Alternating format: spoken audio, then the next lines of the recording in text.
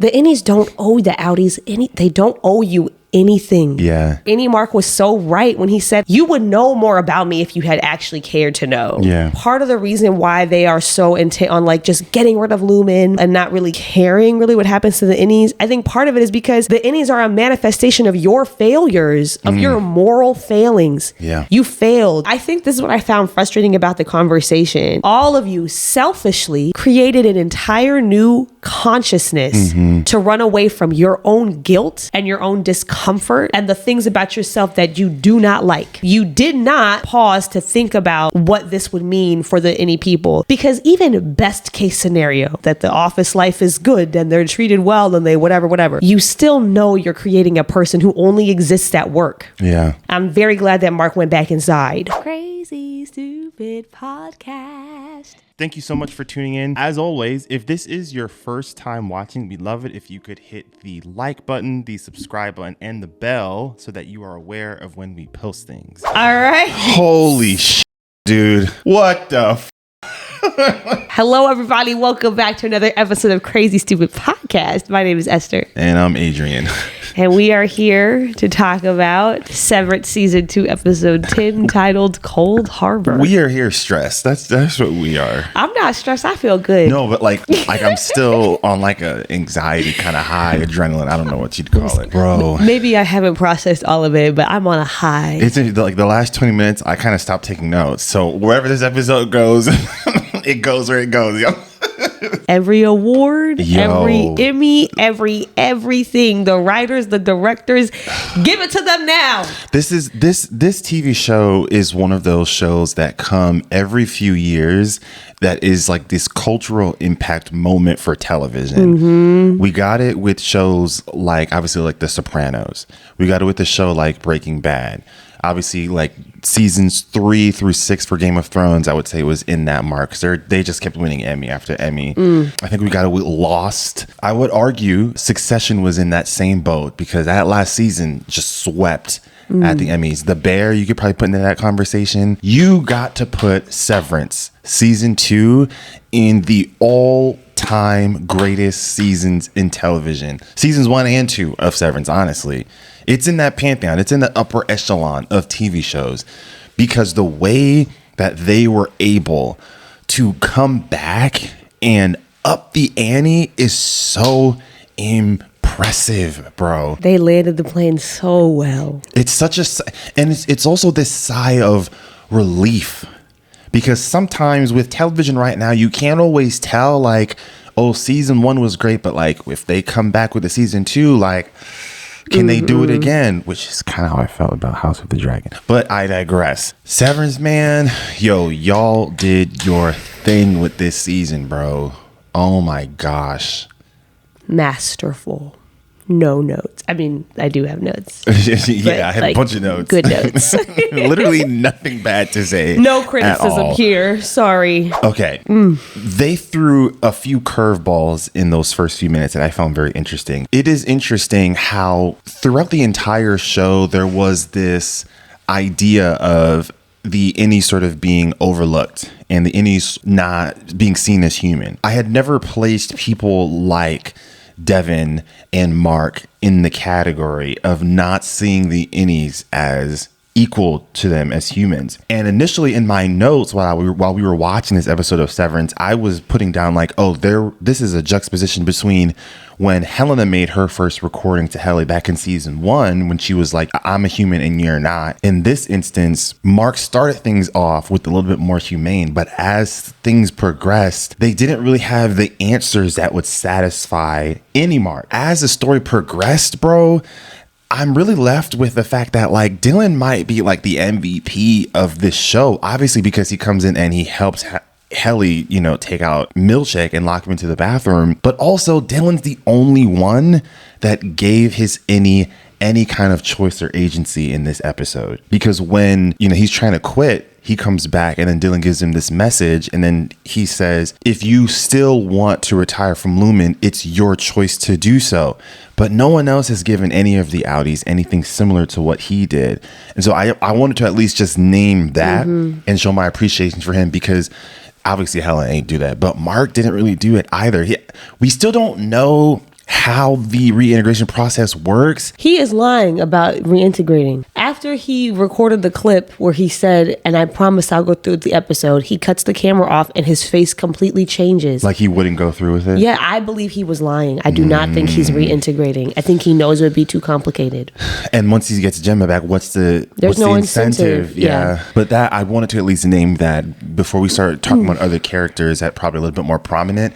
Dylan deserves his shine in this episode, man. And I'm glad that they gave him his moment. That's such a good point. That's such a good and valid point. He had me nervous at the beginning of the letter, but in the end we were good. Yo, he had to throw in an F word. That's like that's like a Dylan thing. It's like you can't. I love it. This is going to seem like a caveat for anybody that watched The Wire, but there's a character on there that's like his favorites. He'd be like, shit, and like that was like his thing over and over. That's the F word is like Dylan's. Like every moment it's a WTF or an FU, like all the time. So and doesn't he improvise a lot of those? I think I saw that. I think I saw that in one of their little things. Personality. Yeah, I really feel like the whole thing with Devin, with Mark, it's really like the limits of allyship, especially when you don't truly do the work to unlearn your own internal biases. Yes. At first, I was like, reintegration is the only ethical solution. But then as they brought up the reintegration, which now we all, I think Mark is lying. I don't think he's going to do it. Now we don't know. But I don't believe he had any intentions of doing it. I think they intentionally showed us when he stopped recording how his face kind of fell after he said that. I think they intentionally showed that to us so that we would doubt him, because I don't think he has an intention of finishing. Yeah. The questions that Innie Mark was asking was very valid, because the way that this integration process would work essentially is that Innie Mark would end up adapting to Outie Mark's life. Yeah. He hasn't lived that much life, but there's not even an attempt. I think this is what I found frustrating about the conversation. It's like all of you selfishly created an entire new consciousness to run away from your own guilt and your own discomfort and the things about yourself that you do not like. You did not pause to think about what this would mean for the Innie people, because even best case scenario, what they were sold, that your Innie is living a nice life, that the office life is good and they're treated well and they whatever. Best case scenario, you still know you're creating a person who only exists at work. Yeah. Okay, like that's just it. You did it anyway, because you cared more about running away from your own hurt and pain and decided this was easier than facing it. Your Innies inherited all of that anyway. They inherited all of the things that you're dealing with out there, somehow trickle down to them too. They end up inheriting all of that and are forced to live their entire life in a world that is cold, where they are constantly surveilled. And out of that, they still manage to create something. You have the goal to ask them to give it all up without even offering to fight for it. And I find that infuriating. I don't respect it. Innie Mark was so right when he said, like, you would know more about me if you had actually cared to know. Yeah. You didn't want to know. And I think part of the reason why they are so intent on like just getting rid of Lumen and, and not really caring really what happens to the Innies, I think part of it is because the Innies are a manifestation of your failures, of your moral failings. Yeah. You failed as a species, okay? Like as a species, humans failed. And as individuals, these people who engaged in it failed. And I understand the desire to just completely erase it entirely, to make yourself feel like you can undo what you did, but you can't undo it. You created a life and you can't get rid of it. It is what it is. Yeah. And you have to deal with that. I'm very glad that Mark went back inside. And I love what Adam Scott said in the sort of debriefing of the episode, where he was like, realistically speaking, let's say everything that Harmony Cobel says is right. Mark and Helly aren't going to end up getting a long time together. Like, hypothetically speaking, Adam Scott actually said, maybe they only get like 10 seconds, right? Because it all was sort of contingent on Gemma, and Gemma's gone. She's never going back inside that building. So Lumen has essentially lost Cold Harbor. The reason why as the episode went on, I learned to appreciate Mark's decision more is that he did deliver his promise. What they asked of him was, can you help us save Gemma? They didn't ask Innie Mark, can you help save Gemma so that I can have a happily ever after moment with my marriage? That wasn't part of the deal. Maybe you should have put that in the fine print. I don't know. But regardless, he held up his end of the bargain. The biggest theme of this season was about agency. We saw it over and over again with individuals having their moment where they got to choose things on their own terms. We saw Helly do that when she wanted to have intercourse with Mark. We saw moments where Irving did that when he forced, Seth to bring back Helly into the severed world. We've seen moments where Dylan did that, where he had the choice to leave, but he chose to stay to help them fight back against Lumen. And this was Mark's moment. Even if it was just something very temporary, this was his moment to say, like, listen, enough of giving my everything to these people who didn't give a damn about me before they needed something. And yeah, it might seem minuscule and it might not make sense to you from the outside looking in. But like Helly said, they gave us half a life and expected that we wouldn't fight for it. He has every right to make the decision that he did. Because my thing about it too is like the Innies don't owe the Outies they don't owe you anything. Yeah. They don't owe you a thing. To even ask a favor of them is really brazen. And you're lucky that they have the humanity and care enough to still do it for you. But all of this is being asked of them on the assumption that the brevity of their life makes their life makes their life less valuable. It does not matter how long they've been in existence. It does not matter how limited their scope or their perspective. A human is a human is a human is a human. They exist, so they value just as much as you do. And there was just this assumption in all of that they don't, and not just an assumption that they don't, but an assumption that they also believe that they don't matter as much, and that they'll just be willing to give it all up without a fight. Yeah, I understand like the idea of like there's no happily ever after for Mark and Helly. That's completely fine, but I think what was missing from that conversation is it's not just about them. It's about all of these people. Lumen has countless severed floors all over the country and the world. Yeah. There are severed people everywhere. You're just talking about shut it down. That means the end of all of those lives, and you don't care. There was just something missing in that conversation about like, even if we can't get your happily ever after for you, even if that's not possible because of who Helly is, in what way are you as an Outie going to use your privilege as a person who was an Outie to actually fight for the rights of Innies? Yeah. And that's not even part of the equation because you don't care. Man, Adam Scott, just so much praise for his acting. Because once Innie Mark starts to catch on, like, hold on, I actually have all of the leverage here. You could see Outie Mark getting a lot more defensive. Like when Innie Mark's asking, like, well, it kind of seems like you're asking me to do X, Y, and Z. Mind you, he's still calm. Then Outie Mark comes in and is like, hang on a second. Whoa. He starts to get defensive because I think Mark is realizing maybe I haven't thought through what exactly it is that I'm asking of them to give up. Mark would never admit, yes, I'm asking you to do something that you gain nothing and I gain everything. Not only do you gain nothing, you lose everything. Yeah, you lose everything. It's also like you can't allow yourself to fully accept the humanity of this person and still go through with the ask that you're giving them because you're asking them to die. I did just remember they did confirm in the episode that he was lying about this reintegration. When Outie Mark is talking to Helly and Devin, and she was like, well, yeah, and he was like, he thinks it's a lie, and she was like, well, isn't it, or something along those lines. Well, I wasn't sure if she was saying this as confirmation. We're like, yeah, of course it's like, or if she personally isn't convinced that this thing works because of her interaction with Ragabi. No, I think the two things combined, what we saw from him while he was recording it and that line, I don't think that he had any intention of reintegrating. Maybe things change now. At the time, I don't think he had any intention. One of the things that also occurred to me is, when Cobel is having this conversation with Innie Mark and essentially explains to him, like, once Cold Harbor is done, like, you're done, she's done, it's all done.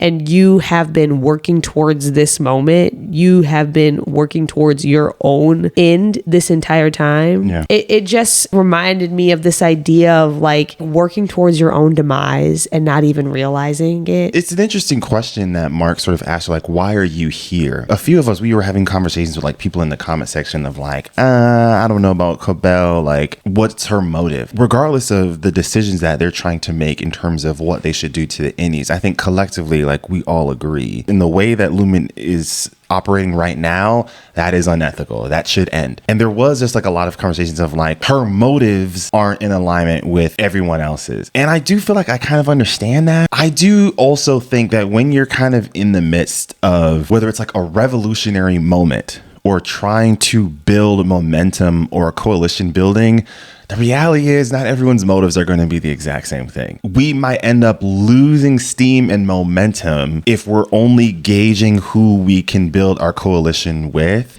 If the person that's across from us checks off all of the boxes in our value systems identical to ours, I think that's a little counterproductive. And I would also say that a lot of the iconic activists that we look to in that, you know, that golden era of civil rights understood that also. Sometimes it kind of feels like that is a lost art when it comes to activism, when it comes to the political landscape. That makes that conversation kind of frustrating, at least for me. I feel like there's a couple ways to look at it. There's the lens that you're just talking about where like it's a strategic move. You move strategically to make happen whatever you want to make happen, make it shake, whatever. But also that mindset of like, I can only stand alongside the people who I'm in 100% alignment with on all things.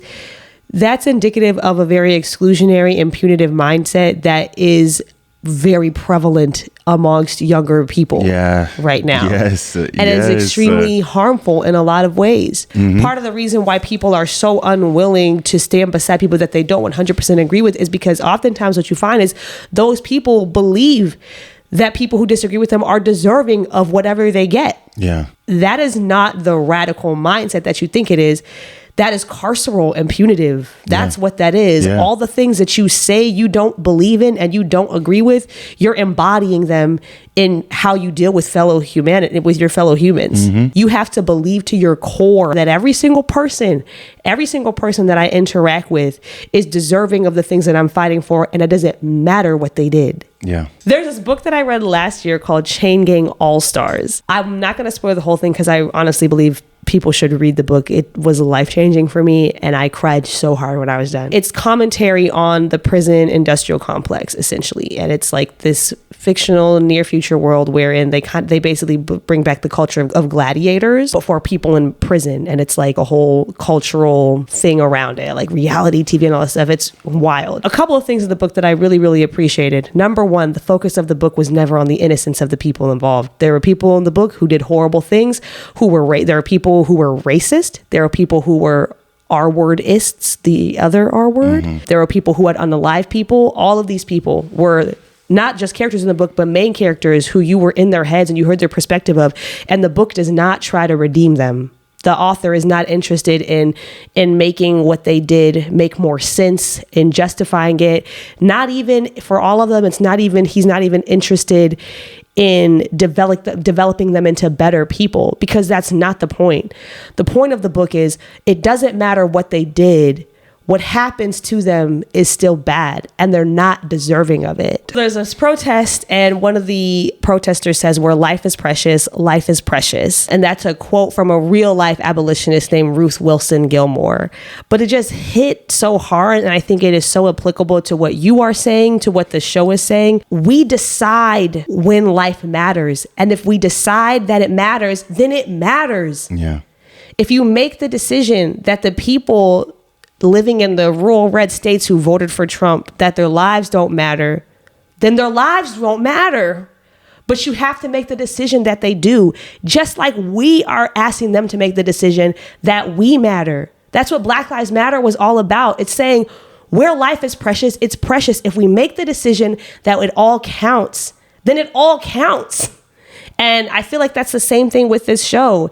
If you make the decision that all of these people, all of these Innies who've been alive for whatever, 6 months, a week, 5 years, however long, if you make the choice that they matter, then they matter. Yeah. but you have to choose it. There were a lot of biblical metaphors in this episode. I'm not saying that Severance is treating Mark like Jesus Christ, but low key though. the symbolism felt very strong, right? Obviously, you've got the lamb, which is very Old Testament. While that process was about to happen, they ended up not having to do it anymore because Mark's on the ground about to lose his life, and then he's saved at the last second.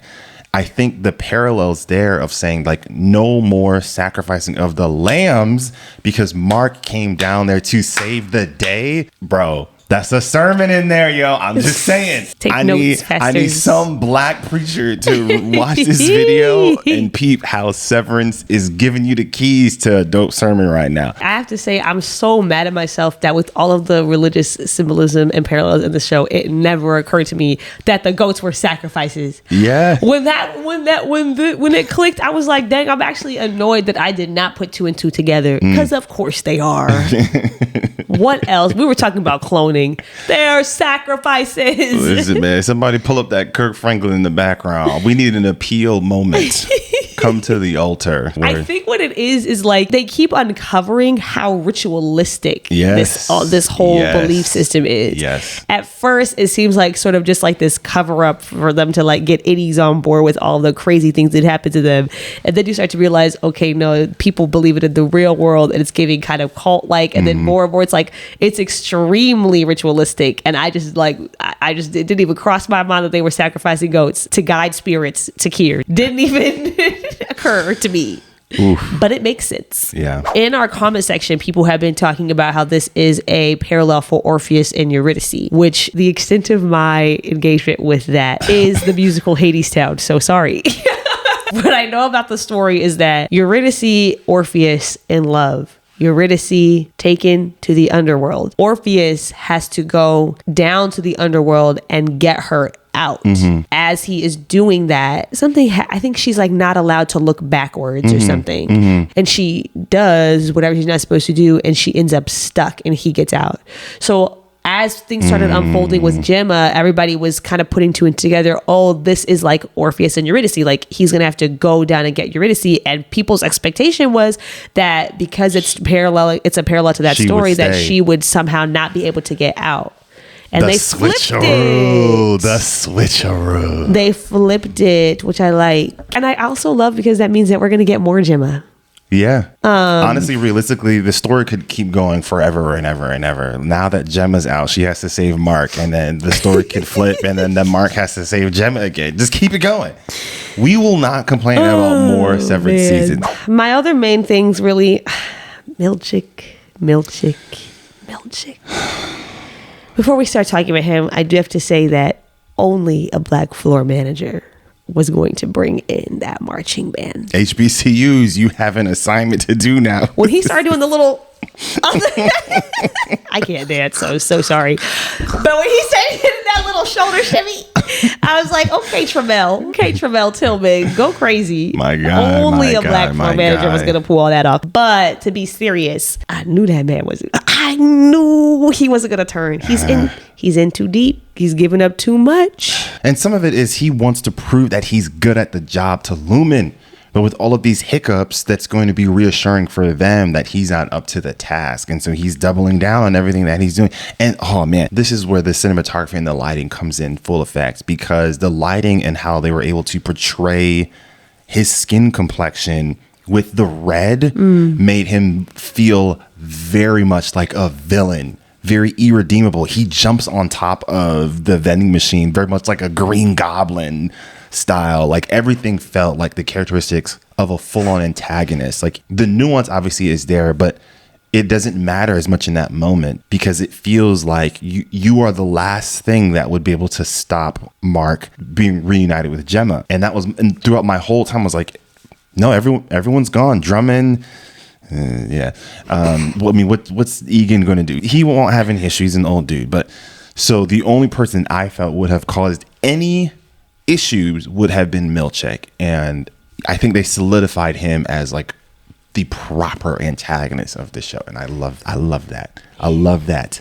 He going down with the ship. Yes. He said, I'm going down with y'all. It's so sad, but makes sense. It does. And the microaggressions were still there. Even the robot was still making fun of the way that you talked, Milchick. And that wasn't enough. But also that was very creepy. The way that it finally kind of... Yeah, didn't like any of that. He's very caught up in, I think, kind of like respectability politics in a way. Or he at least represents... I think people who are really caught up in that, because when you become really caught up in respectability politics, yes, it plays out in like your treatment of other people who don't, you consider not to be up to par. Mm-hmm. But also it means that like you have to keep proving yourself worthy. You have to keep proving that you are better than these other Black people that you're putting down because of where they're from or how they talk or how they dress or like whatever it is. In order for you to continue to differentiate yourself from them, you have to prove that you're right. And the only way to do that is to get approval from white people. And I feel like that's kind of like the treadmill he's running on. It's like he's not going to be satisfied unless he can gain the approval of all of these white people who have been telling him what to do and talking down to him and talking about the way he talks and making him do their jobs and all this stuff. He will not be satisfied until he can prove them wrong. Yeah. And it's sad because like there is something understandable and like there's like a worthy fight in that I understand. But at the end of the day, your fight for liberation can never be about white people's opinion of you. And that's just it, because you'll never be liberated. Yeah. The liberation is from them. And it's from allowing them to dictate how you live your life. And so if all you're doing is to gain their approval, they will always dictate how you live your life, no matter what. Even if they do give you the validation, even if you do make it to the very top of this company, you're not free. Not in here. Because you still care. Overall, incredible finale. Riveting. I was on the edge of my seat the entire time. No bad things to say about this episode. I love the James Bond-esque ending with the music and then like the grainy pause while they're running down the hallway. Mm-hmm. And it was like kind of romantic and beautiful in a way and like action-packed. And I had no idea where we're going. Wow. Well, those are our thoughts. We would love to hear what you guys think about this episode. And once again, just a super thanks to you all for the support that you've been giving this channel over the last couple of months. Mm-hmm. It really has meant a lot to see the community that we're slowly building. I mean, we're still like small, but it's great to have these conversations with people that check in with us on a weekly basis. We made a post about this like a couple of months ago. We've got some things that we're lining up that we still want to review. I know there's Daredevil. I know not everybody's like an MCU fan, but it's been pretty good. I've been enjoying it. Andor's coming up. We'll be doing our weekly episodes on that. Last of Us is also coming up, so we'll be doing our episodes on that as well. And there's a couple of movies that'll be coming out also that we'll probably be reviewing. Real ones who are here from the beginning know that Last of Us is where it all began. Yeah, that was the first thing we ever reviewed in 2023 of January. So we just passed 2 years, which is kind of funny. But we actually weren't taking, at least I wasn't in like the editing and everything. I wasn't taking the YouTube side of it seriously until last summer in 2024 with House of the Dragon. And then we started doing Interview with the Vampire. And that's when we started to really see the community build on our channel. So it's been kind of less than a year, which is kind of fun. Yeah. And kind of cool. So anyway, enough rambling. Thank you all again. Be sure to let us know in the comment section below. And feel free to subscribe to our channel so that you can stay in touch with us now that Severance is done. And with that, we will see you all next time, y'all. Take care, everyone. Peace.